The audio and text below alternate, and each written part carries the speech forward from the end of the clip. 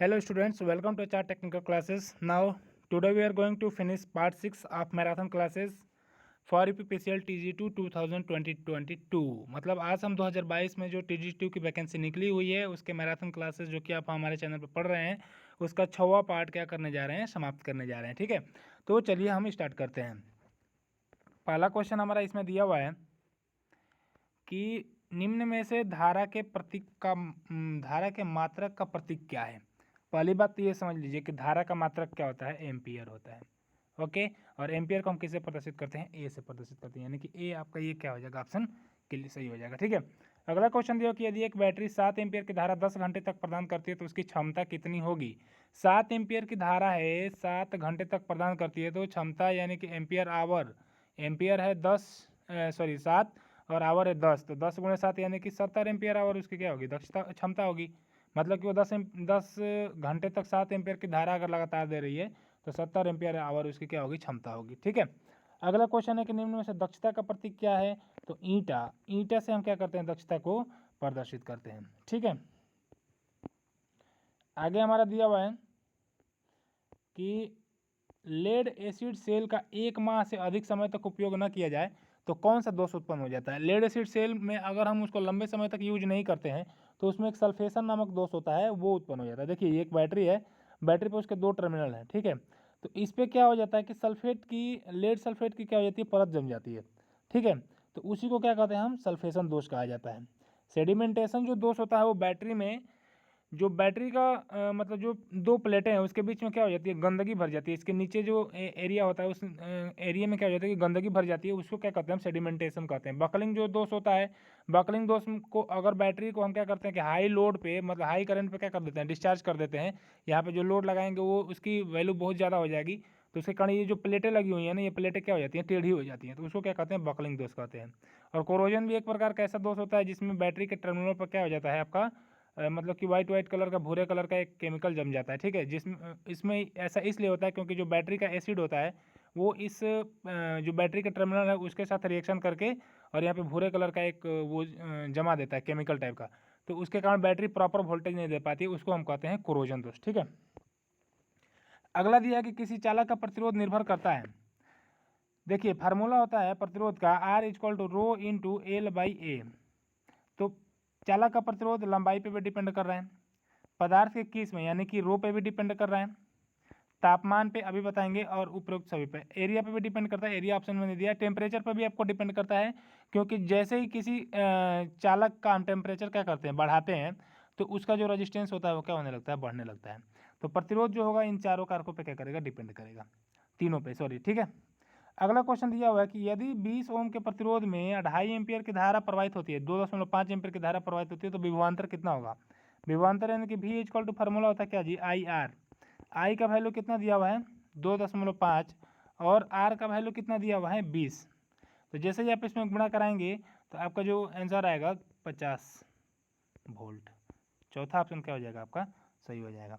Clear है, आगे है अगला क्वेश्चन दिया कि वोल्टेइक सेल में स्थानीय क्रिया को दूर करने के लिए, स्थानीय क्रिया दोष को दूर करने के लिए जस्ते पर एक परत चढ़ाई जाती है। देखिए जो आपका वोल्टेइक सेल होता है उसमें आपकी जो एक वो रॉड यूज की जाती है, जो मतलब कि टर्मिनल एक यूज किया जाता है, वो यूज किया जाता है जिंक का। और जिंक का एक दो गुण ये होता है, सॉरी दोष ये होता है कि वो मतलब कि दूसरे केमिकल के साथ मिल करके और मतलब लोकल एक्शन करने लगता है। लोकल एक्शन में क्या होता है कि बैटरी खुद ही क्या होने लगती है, डिस्चार्ज होने लगती है। तो उस चीज़ से बचाने के लिए इस जो जिंक की प्लेट होती है इसके ऊपर हम क्या कर देते हैं, पारे की एक परत चढ़ा देते हैं। मतलब इसके ऊपर क्या कर दिया जाता है, पारा का लेप कर दिया जाता है, जिसके कारण लोकल एक्शन क्या हो जाता है, खत्म हो जाता है। तो किस चीज़ का लेप किया जाएगा, पारे का। ठीक है, अगला क्वेश्चन है कि निम्न में से तांबे का गलनांक बिंदु कितना होता है। तो ये तो आपको सबको पता होगा, नहीं भी पता है तो कोई दिक्कत नहीं, 1080 डिग्री का होता है आपका तांबे का गलनांक बिंदु होता है। ठीक है, अगला क्वेश्चन है कि निम्न में से कौन सा एक अग्नि से अप्रभावित रहने वाला अचालक है। देखिए बैकेलाइट को भी अगर आग में जलाएंगे, बैकेलाइट सिंपल समझ लीजिए कि आपके घर में जो स्विच सॉकेट लगे रहते हैं वो जनरली बैकेलाइट के बने रहते हैं। तो कभी हाई पावर का लोड अगर कनेक्ट कर देते हैं तो देखते हैं कि सॉकेट में क्या हो जाती है, आग लग जाती है। तो बैकेलाइट में आग लगेगी, आपको पता है। पीवीसी आपका जो पाइप वगैरह जो इलेक्ट्रिक पाइप होते हैं जिसमें तार डाला जाता है उसमें भी आग लगती है, एबोनाइट में भी लगती है। अभ्रक एक ऐसा पदार्थ है जिसमें आग नहीं लगती, ये फायर प्रूफ होता है। उसी प्रकार से एस्बेस्टस एक प्रकार का ऐसा मटेरियल है जो कि आपका इसमें आग नहीं लगती है, ठीक है।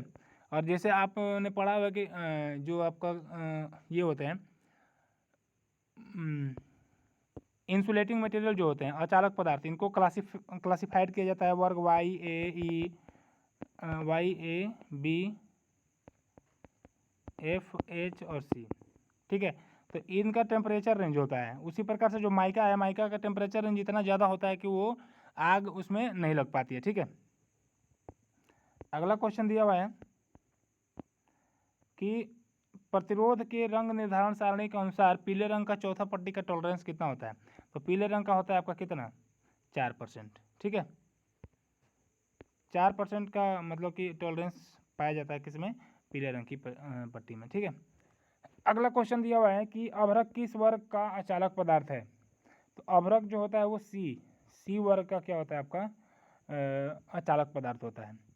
ये इसका टेम्परेचर रेंज जो होता है 180 डिग्री सेंटीग्रेड से भी क्या होता है ऊपर होता है, क्योंकि सी वर्ग का जो टेम्परेचर कैपेसिटी होती है वो कितनी होती है 180 डिग्री से ऊपर, ठीक है। अगला क्वेश्चन है कि जीने की वायरिंग में किस स्विच का प्रयोग किया जाता है। तो जीने की वायरिंग में 2 वे स्विच का क्या किया जाता है प्रयोग किया जाता है, ठीक है। देखिए यहाँ पे एक श्रेणी का वायरिंग हमने बना करके मतलब रखा हुआ है। ये 2 वे स्विच है और ये एक 2 वे स्विच है। 2 वे स्विच में 3 टर्मिनल होते हैं, दोनों टर्मिनल को क्या कर दिया जाता है शॉर्ट कर दिया जाता है, ठीक है। अब जब जैसे ही आप इस स्विच को दबाएंगे तब भी ये बल्ब क्या होगा ऑपरेट होगा, और अगर यहाँ से भी आप दबा रहे हैं तब भी ये क्या होगा बल्ब ऑपरेट होगा। तो ये एक सीढ़ी के नीचे स्विच लगा दिया जाता है और एक सीढ़ी के ऊपर छत पे लगा दिया जाता है। जब आप नीचे से चढ़ते हैं तो उस समय जैसे दबाएंगे ये बल्ब जल जाएगा, और छत पे पहुंचने के बाद इस स्विच को दबाएंगे तो ये बल्ब क्या हो जाएगा ऑफ हो जाएगा। तो दोनों स्थानों से हम क्या कर सकते हैं जीने की वायरिंग में बल्ब को कंट्रोल कर सकते हैं। तो 2 वे स्विच का प्रयोग करके हम क्या कर सकते हैं मतलब कि बल्ब को कंट्रोल करते हैं, ठीक है। अगला क्वेश्चन अब हमारा दिया हुआ है कि एक श्रेणी परिपथ में 4, 5, 8 ओम के प्रतिरोध जुड़े हुए हैं, यानी कि एक प्रतिरोध है 4 ओम का, एक प्रतिरोध है 5 ओम का, और एक प्रतिरोध हमारा है कितना 8 ओम का। 4, 5 और 8 ओम, ठीक है। इसको सीरीज में हमने जोड़ा हुआ है, ठीक है। अब कह रहा है कि अगर 4 ओम के प्रतिरोध में इसमें 5 एम्पियर की धारा जा रही है, 5 एम्पियर की धारा जा रही है, तो 8 ओम में से कितनी होगी, यानी कि यहाँ पे करंट का मान पूछा। तो देखिए आपको पता होना चाहिए कि सीरीज सर्किट में करंट की वैल्यू क्या होती है जी, सेम होती है। तो यहाँ पे जो इतनी करंट जाती है वहाँ भी इतनी, यहाँ भी उतनी ही करंट जाएगी, यानी कि 4 एम्पियर ही क्या होगी करंट जाएगी, सॉरी 5 एम्पियर ही करंट क्या करेगी जाएगी, ठीक है। अगला क्वेश्चन है कि निम्न में से 1 वाट कितने के बराबर होता है। तो 1 वाट होता है 1 जूल प्रति सेकेंड के बराबर, ठीक है। अगला क्वेश्चन है कि विद्युत चुंबक की कोर में पैदा हुआ चुंबकीय फ्लक्स घनत्व किस पर निर्भर करता है। तो इलेक्ट्रिक जो ये कोर हो गया, इसमें जो फ्लक्स घनत्व पैदा होगा, जो फ्लक्स मतलब पैदा होगा वो धारा के वैल्यू पर, टर्न की इसमें कितने टर्न की संख्या है, और कोर कितना लंबा है, इन तीनों पर क्या करता है डिपेंड करता है, ठीक है। अगला क्वेश्चन दिया हुआ है कि लोहे तथा निकिल से बनी हुई मिश्र धातु को क्या कहते हैं। तो लोहे तथा निकिल से बनी हुई मिश्र धातु को हम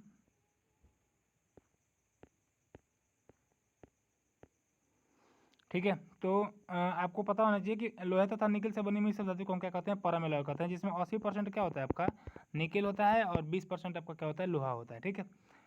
अगला है कि लेकलांची सेल का विद्युत वाहक बल कितना होता है। तो लेकलांची सेल का विद्युत वाहक बल जो होता है 1.4 वोल्ट से 1.5 वोल्ट, 1.4 से 1.5 वोल्ट के बीच में होता है। यहाँ पर कितना दिया 1.46 वोल्ट, तो ये ऑप्शन क्या हो जाएगा सही हो जाएगा।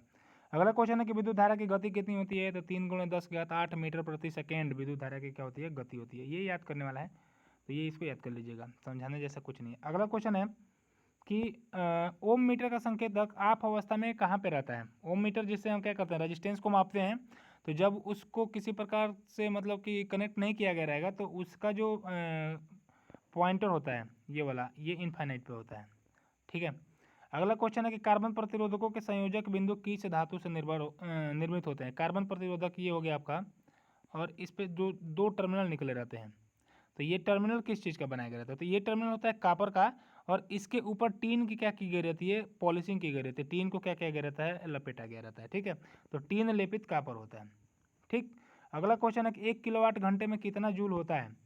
1 किलोवाट घंटा में आपका होता है 36 × 10⁵ जूल, या फिर इसी को जब आप कन्वर्ट करेंगे तो 3.6 × 10⁻6 जूल भी कह सकते हैं। ठीक है, अगला क्वेश्चन दिया हुआ है कि निम्न में से किस लैम्प का प्रतिरोध ज़्यादा होगा। तो देखिए आपका फार्मूला होता है कि P=V²/R। ठीक है, तो V को अगर कांस्टेंट कर देंगे तो P is inversely proportional to R होता है कि नहीं, यानी कि जिस भी बल्ब का पावर क्या होगा, कम होगा, उसका रेजिस्टेंस क्या होगा, ज़्यादा होगा। तो ज़्यादा पूछा है ना, तो सबसे कम वाट रेजिस्टेंस कितना है, 10 वाट का है, तो 10 वाट का रेजिस्टेंस क्या होगा, सबसे ज़्यादा होगा। 100 वाट भी 40 और 60 से इससे क्या ज़्यादा है, तो 10 वाट सबसे कम होगा। अगला क्वेश्चन है कि 4 ओम एवं 7 ओम के प्रतिरोधकों को समांतर में जोड़ने पर तुल्य प्रतिरोध कितना होगा।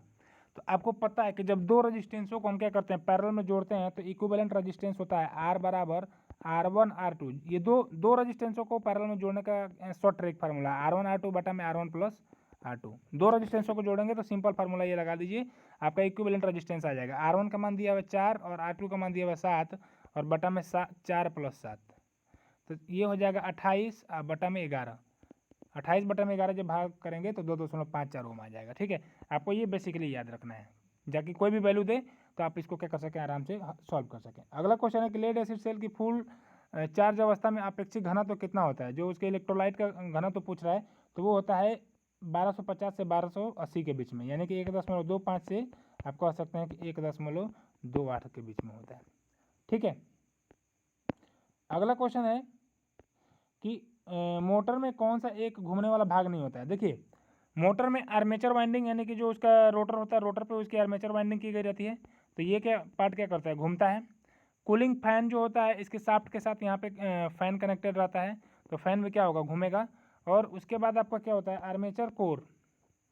जो आपका आर्मेचर कोर है, आर्मेचर का जब आर्मेचर वाइंडिंग घूम रही है तो आर्मेचर कोर घूमेगा, तभी तो आर्मेचर वाइंडिंग घूमेगी जी।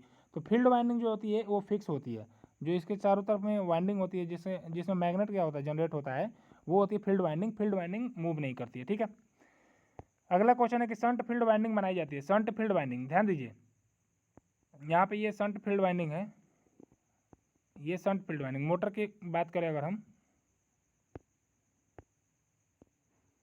ये आपका मोटर हो गया,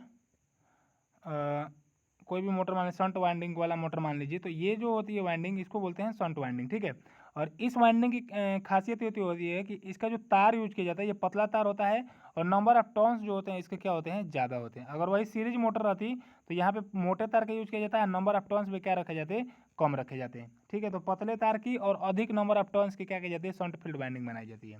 ठीक, तो यहाँ पे दिया हुआ है कि पतले तार की और कम टर्न की नहीं, अधिक टर्न का अगर होता तो दोनों ऑप्शन सही हो जाता, लेकिन पतली तार की बनाई जाती है, ये ऑप्शन सही है। ठीक है, अगला क्वेश्चन है कि एक डीसी सीरीज मोटर में लोड बढ़ने पर उसका टार्क क्या होता है। देखिए डीसी सीरीज मोटर का लोड जब बढ़ता है तो उस स्थिति में उसका टार्क भी क्या होता है, बढ़ता है। कैसे बढ़ता है, तो आपको बता रहे हैं, टी बराबर होता है के इंटू के, कांस्टेंट होता है 5 इंटू आई ए। जब लोड बढ़ेगा तो आपको पता है कि लोड जब बढ़ेगा तो आई ए की वैल्यू क्या होगी, बढ़ेगी, यानी कि आर्मेचर करंट की वैल्यू क्या होगी जी, बढ़ेगी। ठीक है, और जब आई ए की वैल्यू बढ़ेगी तो उस स्थिति में आपका ये जब आई ए बढ़ रहा है तो टार्क भी क्या होगा, बढ़ेगा। और फाई जो होता है डायरेक्टली प्रोपोर्शनल टू होता है किसके, आई ए के, तो उस स्थिति में आपका इस फाई की जगह अब हम आई ए रख देते हैं। देखिए यहाँ पे तो टी इक्वल टू के इंटू फाई की जगह हम आई ए रख दिए, तो आई ए इंटू आई ए पहले से था ही, तो आई ए का क्या हो जाएगा, स्क्वायर हो जाएगा। तो T is directly proportional to होता है आई ए का स्क्वायर। तो जैसे ही आपका लोड बढ़ता है तो टार्क दोगुनी गति से क्या होता है, बढ़ता है। ठीक है, अब एक बात और ध्यान रखिएगा, डीसी सीरीज मोटर एक ऐसी मोटर होती है कि अगर उसको विदाउट लोड स्टार्ट कर देते हैं उसकी स्पीड क्या हो जाती है, बहुत ही ज़्यादा हाई हो जाती है। ठीक है, तो फ्रेंड ये रहा हमारा पार्ट 6 जिसको हमने आज कवर किया, और इसके सारे क्वेश्चन को आप लोग याद कर लीजिएगा। मिलेंगे हम अगले टॉपिक में अगले क्वेश्चंस के साथ, तब तक के लिए जय हिंद।